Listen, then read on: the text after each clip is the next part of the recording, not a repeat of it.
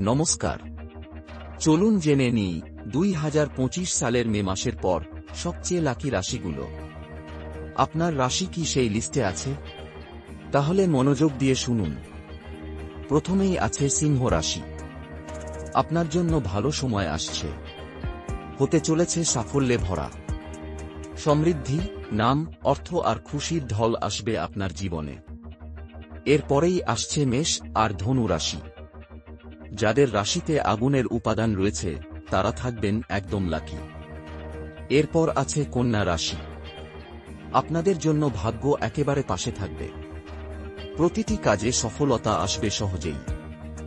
আর finally কর্কট, বৃশ্চিক আর মীন রাশি। আপনারাও এই সময় পাবেন দারুণ সুখ আর সমৃদ্ধি।